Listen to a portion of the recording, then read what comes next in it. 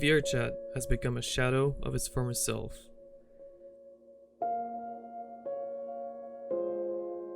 What used to be a fun and enjoyable game has now become the one game I don't look forward to playing. It feels as if everything has grown stale. Hell, my close group of friends is nowhere to be seen at all. The ones that I used to hang out with every day. It's only been 2 years since I've played for the first time, yet it feels like I've been part of this virtual world for way longer. My experience at 2,000 hours and beyond is vastly different from when I was at 1,000 hours. I do believe that the game still has potential, but where it's currently sitting, I find less enjoyment in it now, and I'll discuss the reasons in this video.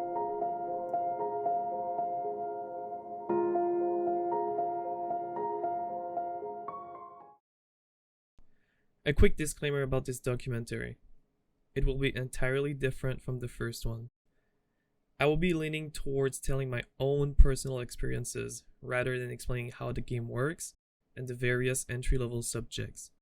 So please, take everything that I say with a grain of salt.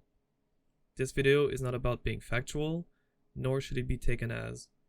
It is simply my perception of the game after having spent 2,000 hours on it. With that being said, I hope you enjoyed the documentary.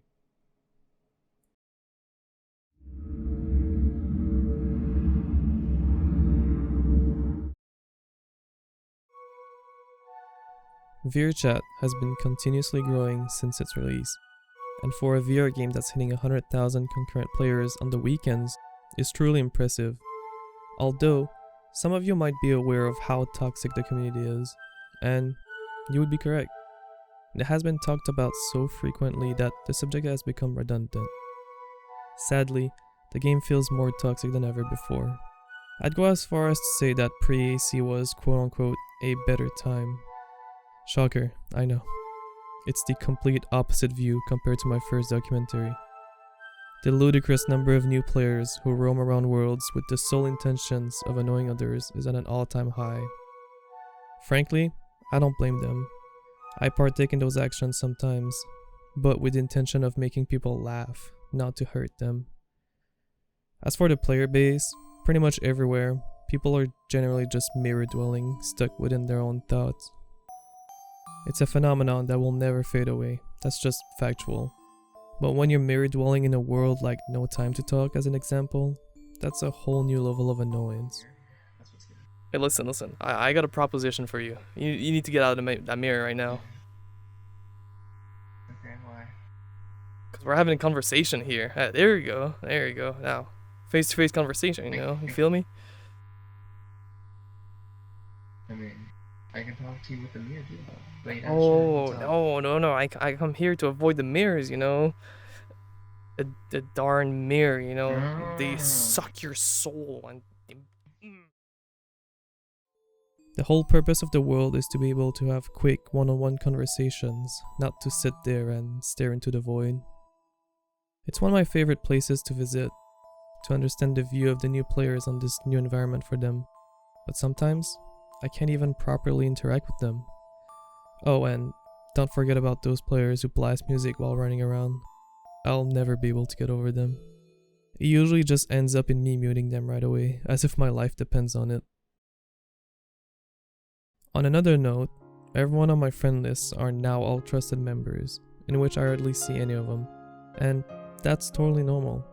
People come and go, that's just how life works. VRChat is no different. Although, even while I'm on green or blue, I've only seen a handful of friends stuck around. I like to remain on green to let anyone join if they feel like it, but there are times where I'm staying on orange to avoid any friend group conflicts. Understandably, I don't like requesting off my friends that are on orange. If there's nothing to hide, I personally don't understand the purpose of permanently staying on it. It really makes it hard to maintain contact with people without feeling the guilt of being annoying instead of joining at your own leisure. There used to be a brief moment of my life where I was basically drinking every Saturday to chill out from the harsh week of work. That turned out to be troublesome for my health after a couple of months and I stopped abruptly. I won't lie, It was definitely a great time to make friends and mess around. But then you realize that a bunch of people are drinking every single day of the week. It almost feels surreal seeing it firsthand. A rather large chunk of people that I meet whenever I hop on the game are playing under the influence, whichever one they may choose. I'm genuinely shocked about how much people don't care about their mental and physical health on this platform.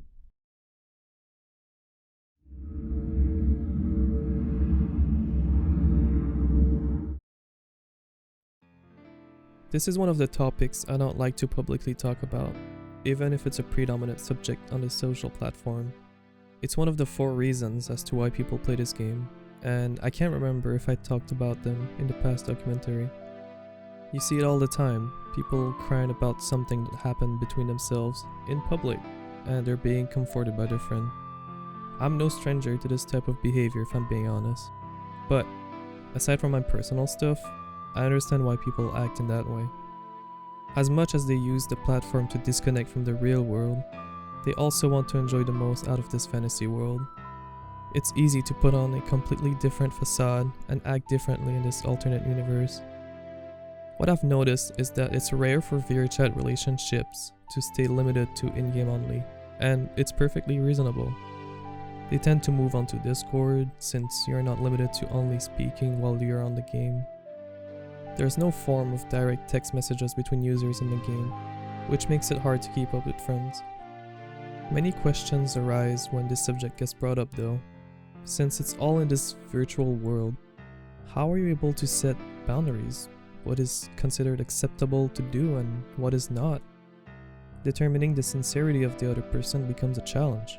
Of course, my last question is not limited to VRChat, but that's just a small sample of concerning questions that came off the top of my mind. There are so many gray areas that leaves a sour taste about this whole ordeal. The community don't care about the rules either. They will do acts in public without a care in the world. That's just how the culture came to be, and it's honestly disgusting. In this case, if you would impose an age verification on the users, how would they correctly implement that in the game? How much trust can you put on the developers to ensure that they properly handle your personal information and hope that they don't suffer from a data breach and expose all that sensitive information? Would the developers figure out a way to moderate the user base and prevent them from doing those things in public instances? All these questions don't have a simple answer, and even I don't know how I would go about those myself. The reputation of the game will forever be tarnished by the player base giving it a bad look.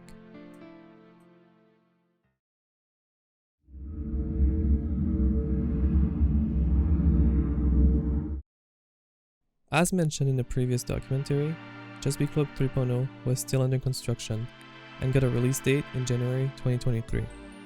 Some major improvements and overhauls were brought to the table, like making the layout much simpler and logical, a brand new rooftop area with a huge pool, which is, in my opinion, by far one of the least useful addition of any versions yet, a better layout of the penthouse with the addition of the big bed from the Just Be Club 2.0 enclave, if you even remember that area, and a stage in the main area with rainbow lights that emerges from the dance floor when you walk on it. The map itself doesn't feel overwhelming, which is a huge plus from the last one. Anywhere you go, there's always something to look forward to. Do you want to take a group picture? Go right ahead at the photo booth. Perhaps you want to play table games. There's a bunch of them right next to the dance floor. Maybe you're feeling like relaxing in a camping style environment. The rooftop got you covered. To be honest, this was a move in the right direction, because Just Be Club 2.0 was simply an utter mess. I barely have any complaints on the new map, besides the VIP lounge still being a pointless area. From my experience, the VIP and Elite subscription incentive is still a lackluster deal with everything considered, especially for the higher Elite tiers. I just let people know that they can leech off my subscription so that they don't have to spend money to get into the exclusive area. The penthouse is, and will forever be, a very unique area. If you know, you know, it'll never change. I know you guys won't be surprised if I tell you that there is indeed a 4th version of being worked on as of the making of this video. Bluecon, the original creator of the map, has taken the club approach more carefully while making the layout of the new version. Some features from previous versions will return, including the tunnel area from the first iteration, an improved rooftop of Chesapeake 3.0 with a fully working water slide, a new VIP area based off the feedback we gave to the creator, and much more. I'm very excited to see what Chesapeake 4.0 will end up being. Understandably, it will never be as popular as it once was, but that's to be expected. We're just crossing fingers that the result will be a good one, especially since the map has been reworked many times for the past year, and it's relatively close from being released.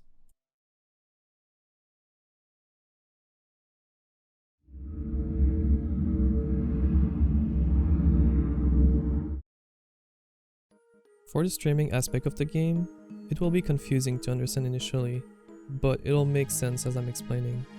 While I was studying in university back in March of 2022, I had the crazy idea of buying a DJ controller so that I could create my own remixes. Of course, I wanted to share my passion with others, so I started streaming my live sessions on Twitch while playing in front of a crowd in VRChat. Those were the first instances of doing VRChat related streams, in which I had sworn to never do. Sadly, the streams quickly faded away as I was graduating, trying to enjoy the last bit of my freedom before adulthood began. Although, back in October of 2022, there was a moment in time where I had another wave of motivation to stream on Twitch once again, which has been one of many random occurrences ever since I started back in 2013. Honestly, I had no specific games to stream in mind, and that's where I had the bright idea of trying out actual VRChat streaming. Being a niche game to broadcast, it wasn't too hard to fit in, and I had lots of fun doing it. We would run around in public, trying to find some people to interview. Unfortunately, my job got in the way of my motivation, and I suddenly quit streaming again, only to return briefly this past July. I want to point out that I'll never understand how people can enjoy mute VRChat streams. They tend to be very simplistic. Loud music, with an avatar moving, with a little bit of the broadcaster's interaction in chat, doing random movements in front of the camera. It personally isn't my cup of tea. The lack of personal time hindering my ability to enjoy the game without constant content creation dampened my motivation to stream, which has also led me to playing much less than I used to. There was a moment in time where I could clock in around 150 hours a month, and I hardly do 20 hours a month anymore. I'm not sure if I will stream the game again in the future. The bigger streamers tend to do some form of role-playing with a group of friends, which is not something that I do personally. The content starts to become repetitive, and it's not a long-term solution.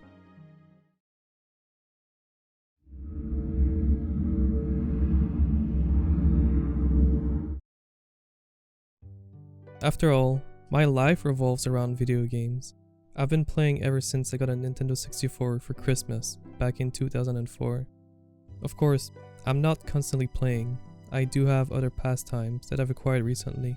For instance, I like to dwell on things like learning new languages and watching shows to keep my brain active, since work has gotten stale over the course of time. Just this past summer, I had an awesome road trip to the USA, just me alone, visiting a bunch of online friends along the way. I can't put into words how a solo road trip made me feel much better mentally. Not because I'm a loner, but I was able to do what I personally felt like doing. No one to tell me where to go, no one to judge my actions, just cruising down the highway, drowning my own thoughts, enjoying the ride. It was a huge contrast from the constant brain rot coming from VRChat. The place is honestly depressing, because you get to realize how much people have fallen victim to the false idea of happiness while being in the virtual world. Once you take a considerable break from the game and come back, many realizations occur. Some spend every waking moment with a headset strapped to their face. It isn't a cheap hobby either, having to buy all that gear to be able to move your body in game. In my case, I rarely play nowadays, like mentioned before, so all that money spent is, for the better part of it, wasted. There are times where I'm tempted to just sell everything I own. Something that's been wandering my mind ever since I began playing this game is that I still haven't understood how people are able to develop phantom senses from playing the game. I've watched countless videos about the subject, had people try out some hypnosis style therapy on me, and nothing changed. It's hard to understand if it's just a natural occurrence or simply being too immersed in a game that it brainwashes you to believe that it's real.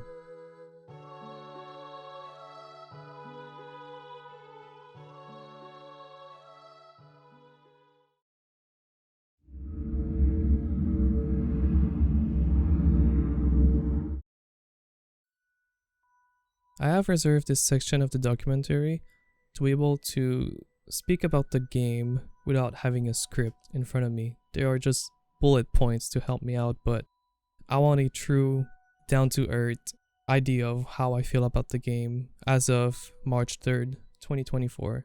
So, I don't hate VRChat.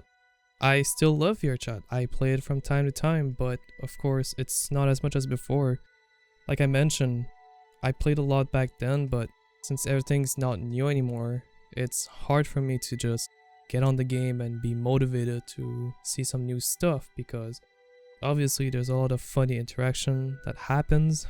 You go run around into worlds, but the focus on seeing something new is not as much as it used to be back in 2022. You see, the people who still play the game now are generally people that have been around for a long time. A lot of trusted users compared to in 2022. So it's hard to get that fresh experience. No Time to Talk will forever be a great place to go to get especially new views on the game. But things that motivate me to play the game now is just like playing games, quite literally. There's a game called Battle Disc 4, which I played quite a lot, and I still play to this day. It's very fun. There's not a lot of players, but when there is, it's fun. It's just a great experience. Everyone is friendly. It's a little bit chaotic, but it's still fun. And obviously, just like I mentioned, running around and just messing around with people, but not to be hateful, you know, just some friendly banter towards people. It's always fun when you just get along and do a little bit of role playing. That's fine with me, and I'll do that sometimes. Like I'll embark into role play with especially friends that know me but I don't see too much. So I'll tend to role play a bit. Besides that, you know, it's fun to talk with people. That's the main thing about the game. You get to talk to people, which I don't do a lot, especially at work. I don't talk much in a day, and that gets me going. I can see how people's day have been, which is always nice to hear. And obviously just catching up with friends, because as much as having an already established group goes, there's other friends that you don't get to see every day, and especially those that you made on VRChat, well, they just tend to be exclusive to VRChat. Hopping on and just talking with them, catching up, a great thing to do. I love catching up with friends. I know this video is overwhelmingly negative about the game, but that doesn't retract the fact that I really do enjoy the game still, but I do put other games in priority before VRChat. I tend to just play on the weekends when I have more free time, because during the week I'm restricted. And that goes with a lot of people as well, but I don't play as much anymore. That's just the bottom of it. Things that I hate about going on VRChat recently, like mentioned before, knowing people, like trolls that are just harassing, not like being part of like a role-playing situation. They're just like going around and being loud, obnoxious, racist, homophobic and stuff, you know, just annoying people. That strikes a chord in me that makes me not want to play, because I don't want to deal with that. I go there to chill, not to be having those drama situations happen. I just want to relax, and that drama is super useless, and it happens a lot, I've noticed. A lot of people get stuck in VRChat drama, and I don't use TikTok, so that doesn't apply too much to me, but I've heard that a lot of drama carries on to TikTok, and this whole creator community stuff happens, a lot of drama. None of my business. I don't like that. And obviously the game has grown, which I'm surprised. I thought the game would have been a steady decline in user base, but truthfully it's popping off. Like the kids would say, it's popping off. 100,000 on the weekends, But you don't see that in game though. Like you don't see the upsurge amount of players when you play. Everything feels just as it once was, you know. It feels like there's only 50,000 online, even though there's 100k. And again, like I mentioned before, the lack of new stuff makes it hard to play. Even though I only go to B Club, I've always had new experiences every time I would hop on, but recently, that charm isn't there anymore, so even if I were to hop onto other worlds, it lacks the new experience, because I've already seen pretty much all of it. And also, time commitment, as I said, having a 40 hours a week job makes it hard to play VRChat or justify playing it, because it's just like Escape from Tarkov, where you have to spend a lot of time prepping, get on the game, hoping you don't crash, hoping you don't drop frames. It's better to just not play, not having to worry about it, and then you play on the weekends just to have fun with friends and hang out.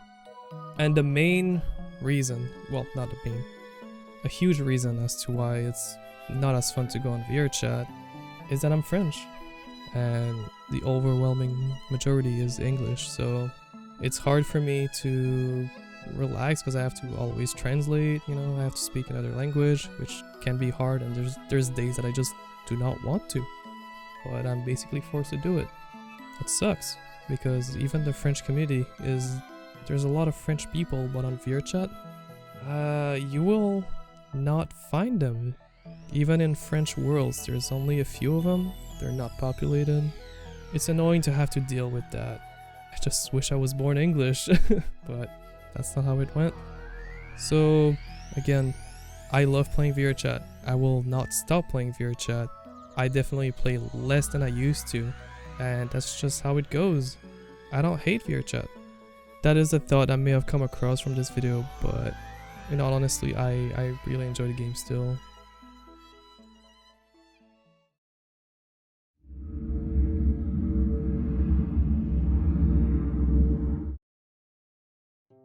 To conclude this documentary, I want to say that I'm thankful for all the friends I've made along the way since I started playing VRChat. Many of you, including Budokai Man, Echo, Kelso, I'm Solid Dude, Outer Self, Lily, Josh, Chronix, Ali, Aiden, just to name a few. You've all been amazing to me.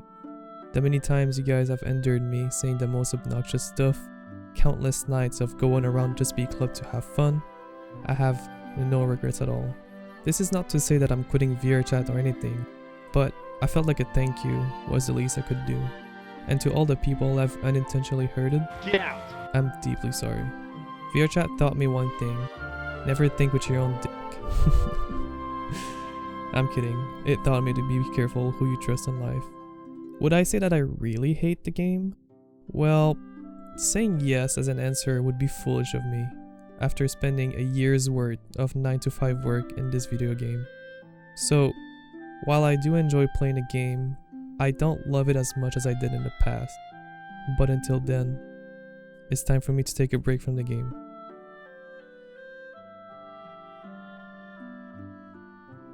Or am I? I guess I'll see you at 3,000 hours. Thank you. God, max viewer 346? Wake up! It's the IRS! Open the fucking door! Been communicating with you. Oh my god, you're a VIP. Will you sign my asshole?